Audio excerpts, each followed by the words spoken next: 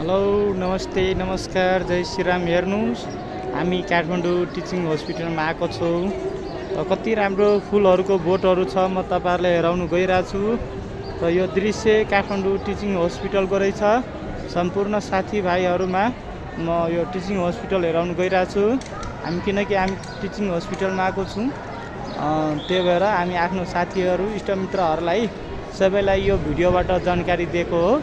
हामी अहिले टिचिङ हस्पिटलमा छु।